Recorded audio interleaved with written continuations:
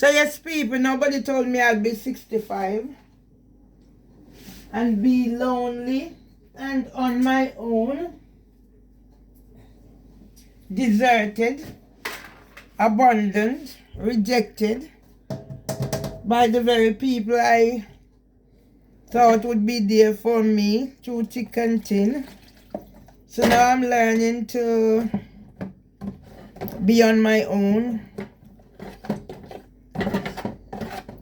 not be reliant too much on anybody, because then I'm scared of what that might entail, relying on somebody. At the moment, I am in grieving mode for my husband. I made the decision to grieve for him for a period of time. It's my wish to be like this. But in the meantime, because of circumstances beyond my control, I'm in a situation where I'm feeling lonely. I'm feeling abandoned and rejected. Yes, and I am abandoned and rejected, except for a few. So I'm learning, I'm retraining my brain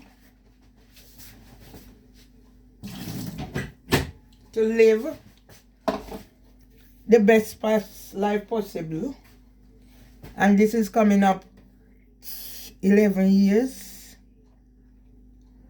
after I said my final goodbye to my mother in Jamaica. It was a few days before her 2 days before her 90th birthday when I said my final goodbye to my mother. And in a sense, that final goodbye was helped by, it was my son Valdin Alan Legister who helped me to realize that that was the final goodbye. Because I'd gone to Jamaica for my son's wedding, yes. Thought the young man wasn't going to get married. But then call came. And I did what I had to do. Played my part. And got down to Jamaica. And although I was hearing about mom's dementia, well, I diagnosed mom's dementia. And it was a one hell of a time before my family would accept this diagnosis. But ignorance is bliss. Because I studied. And I guess my job with children, so it's like once a man, twice a child. So my job with children also, and being around my granny and my father throughout their illness also prepared me for these stages. But studies also played a big role in that I did health and social care, level 2. That's the only exam I done. And that's how I got my diagnosis for chronic anxiety. Because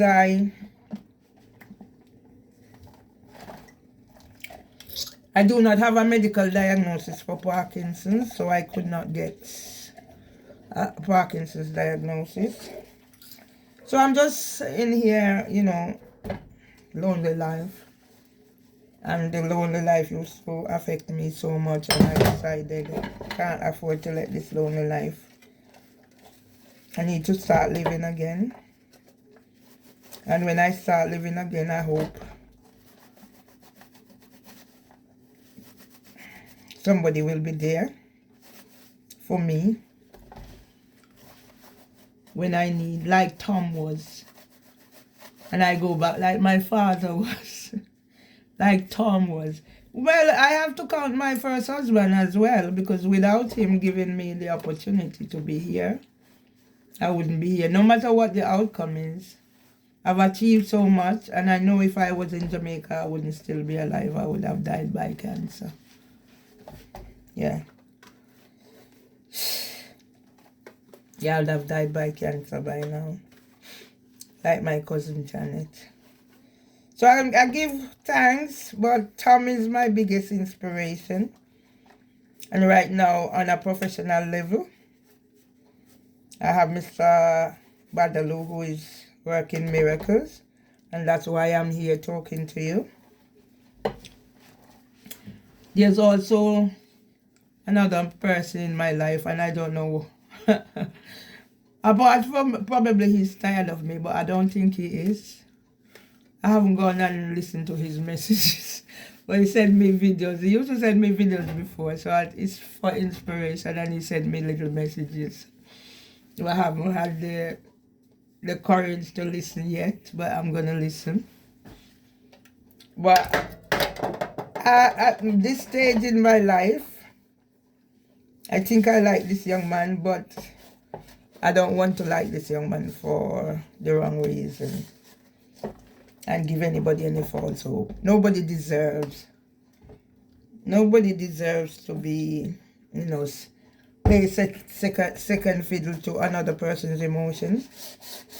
And right now, I need to sort my emotions out. Everything that has happened to me, the hurt, from being beaten up by my brother, from somebody trying to rape me and nobody believed me, from actually getting raped 2 times. There was nothing I could do about it. I think I handled both rape in the best way possible. I didn't tell anybody about the first rape because the way it happened. I think I did tell my brother afterward, long after the rape happened. And you know his reaction because the man a PNP. The man was Byron's landlord. Boy, that's what I'm saying. And now coming and meeting upon this situation with housing for women, it's not easy. But as I said, for me, I'm talking because this now has become my little mentor in what I do, when I do, because I have nobody. Sometimes, not sometimes, I appoint Paul as my psychiatrist. No, Paul, I'm not taking the piece. Honest to God, Paul, I'm not taking the piece. I don't know what it is about you, and when you came to my attention, I don't know if subconsciously when I sent to ask you when is your birthday, it was that time in my subconscious mind that I begin to think of Paul as a person. I don't know. For me, I can tell you how interested I was in Paul, that I have his name as Riley in Paul. So I didn't even know Paul's last name. I wasn't like, I'm just looking at things now. I don't know if, probably it was when he accompanied me home. I've been to Paul's house once, people. He directed me where I should come to his house. I might be able to find where I went, but I don't know. I don't remember the number. That's me. People don't understand, so you don't have to worry about me. So if I need to go back to Paul's house, and I'll go on invitation, or I can invite myself there. If I need to talk to somebody, I am that type of a person who think I'm in a situation where I can trust Paul, and I want to have a conversation with Paul, and I say, Paul, can I come and talk to you? I think I'm that type of a person, but I'm not ready for that yet. Because I don't know what it is I'm feeling for Paul. I know there's some gratitude there. I don't want to be in a situation where I build anybody's hope up. I don't know nothing about Paul. I've been trying to find out about Paul, and I'm not. So I'm not going to beat my head against any brick wall. If it's to come, it will come. But right now, taking it one day at a time, I hope I am not putting too much pressure on Paul. But right here now, Paul is who all I've got. I go to the doctors. I go to get signed on at the doctors, and I don't know whose name. I'm thinking. At first I said Robert, but then Robert is so far away, and I think my relationship with Robert has changed. Yeah, Robert doesn't call me as much, and yeah. My relationship with most people has changed. And the only certain relationship I have now that I think of is Paul and Mr. Badaloo in a professional manner. I don't know what my relationship with Paul is, and I'm not in a hurry to find out. Yeah. So right now Paul is on my agenda and I'm curious about Paul. But still I'm keeping my distance for obvious reasons. Because I don't want to spoil a good relationship that in the future there's a chance of a relationship, and then because of something silly I do. I don't know Paul's age. There was a time when the first thing I would have to find out if I have feelings is how old he is, and it doesn't matter. He said to me he's in his 50s. I don't know if he's 51 or 59. It doesn't really bother me that much because my son will soon be 50. And I always said I could never go out with a man my son's age. Well, Paul said he's in his 50s, so my son is not yet 50, so I still catch it. I am not as bothered about age as I once was. And that's why I have 2 sons, 2 children, 2 different fathers. I was never into young men. There's something about, as I explained it now, back then I didn't even try to explain it. But as I am explaining it now, I guess it's all to do with losing my father. Although I didn't lose my father till 10 years later, the trauma has its effect, and I was always looking. I know, I didn't shortchange any of the persons I went out with. I didn't tell them a lie. There was that aspect that I needed. I needed the father figure. And I needed somebody to love me like a husband, which I got. If not all the way from my first husband. But in the end, we reconciled. He's still alive. But I got that from my husband. And the older men that I see, and I know some of them are attracted to me, I'm not attracted to them. And I'll never be attracted to them in that way. But my joints are hurting me. My shoulder and this one, I don't know. I haven't been doing much work. So yes, I'm not attracted to none of the older guys. I know some of them are interested in me. I'm not interested in them in that way. I don't know what my attraction is to Paul. But I know there's something there. But I don't know for definite if it will lead to anywhere else, or there will be another man on the horizon. So I'm just putting my thoughts together. And Paul is what I like in a man. He's very sensitive.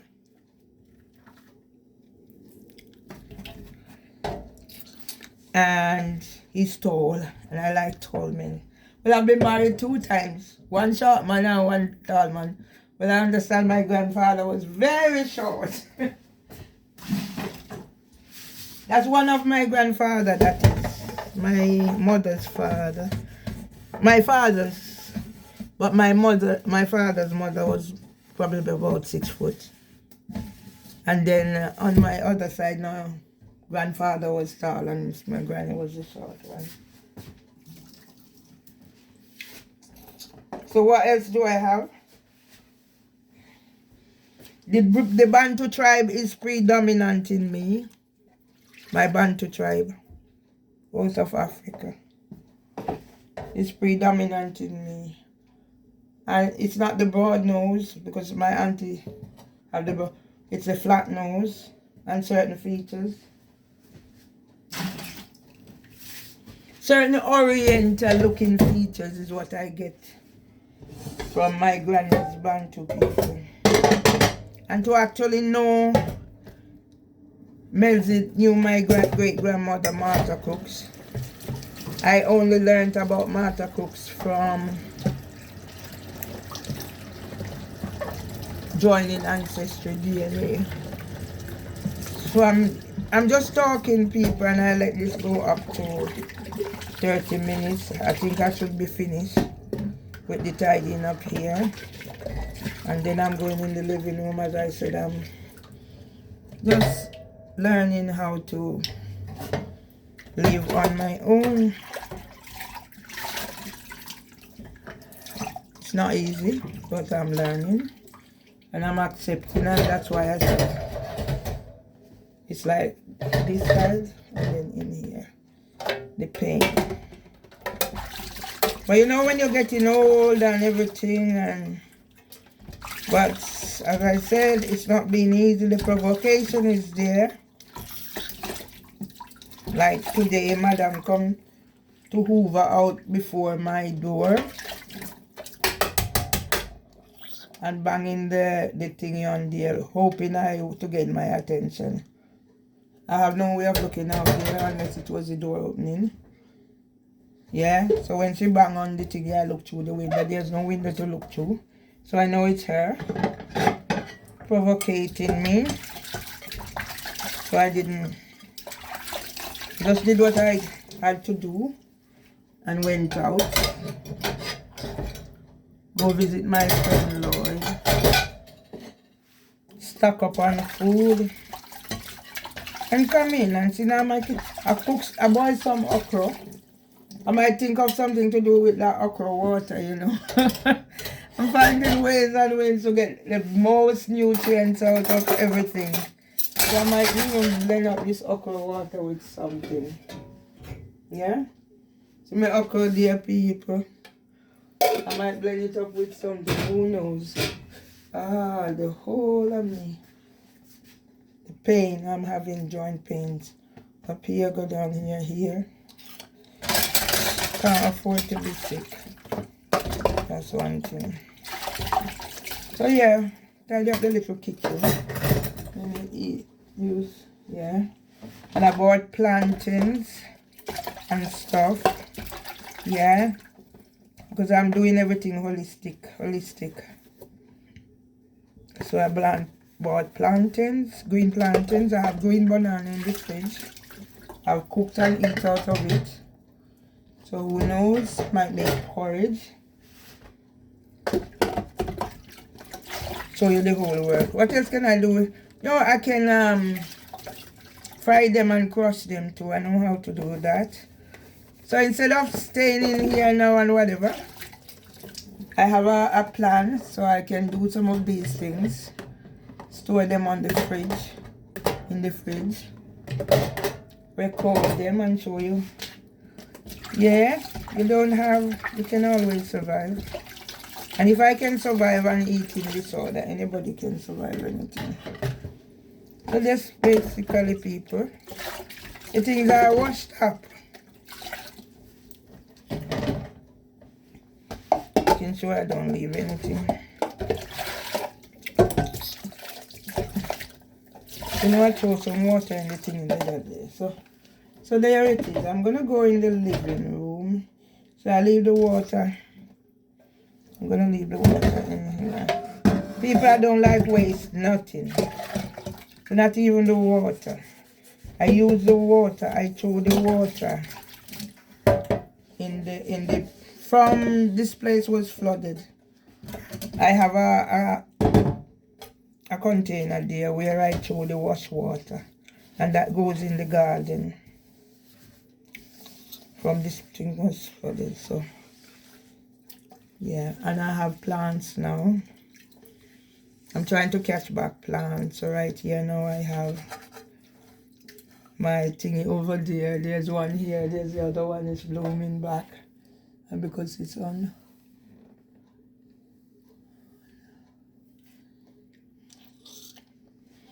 So I'm gonna throw this on here. Oh shite, the aloe vera people, and look what it done. Yeah, so I'm gonna, so there, that's it. A single girl life, getting used to be on my own, people. It's not easy, but I'm getting used. Shit. Yeah. Someday I hope I find somebody who wants to be partner with me. It's the season, just so we can go places together. I'm a sociable person. I'm missing all of that. So we can go places together. I'm gonna check out this and just start and give you a bit of a wipe.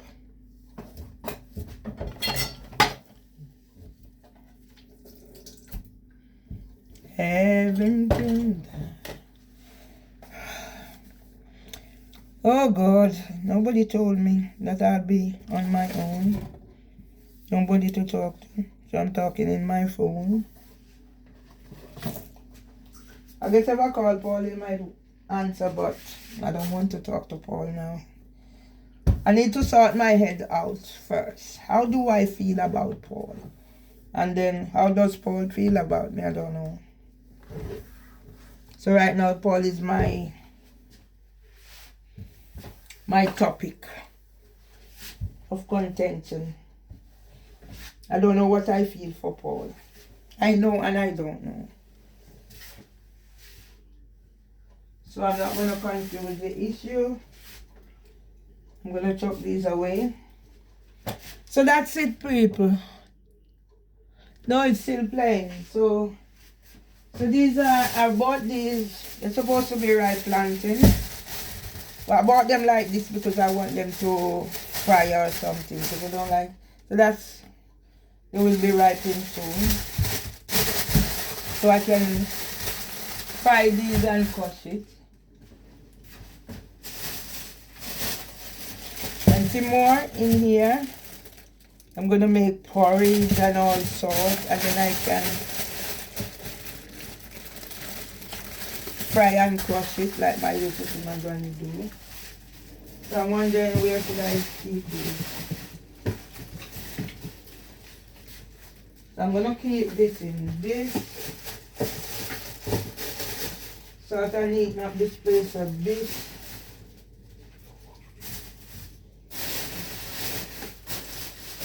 So in this is the plantain. And I'm going to put this on here. So my kitchen look a little tidy. Some ripe banana, some whatever. And see I have here a goat, you know, people. So I bought some potatoes. Tiny ones. As well. I'm going to put them over on here. So at all times I have food.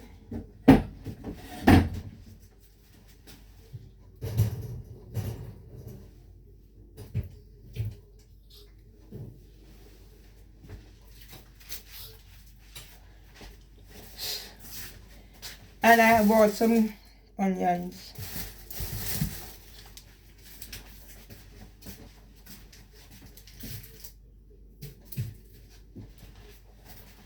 I'm even eating onions just like that without cooking.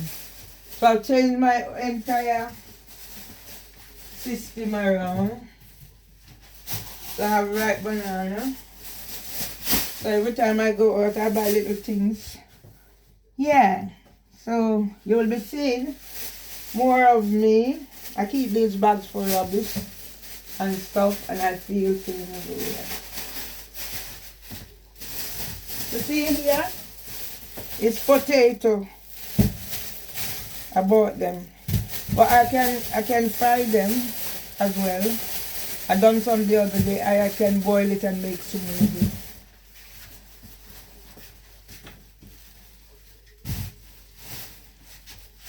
I'm going to leave this in here.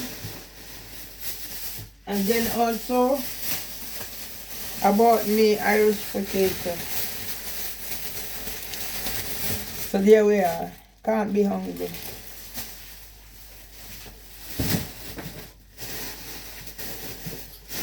So that's my box. My kitchen is a bit tidy. And that's that. So if Paul wants to come over and have a chat with him, he's welcome. I have no rubbish in this. And some more things. So if Paul wants to come over and have a chat, he's more than welcome. Yeah, my son, I love chat. But if me call Paul and tell him all this now, me not tell him. Me and him not talk. So who is the shy one? It's me or Paul? Maybe Paul is as confused as I am. Because I know nothing about Paul. Nobody don't have to search to find out about me.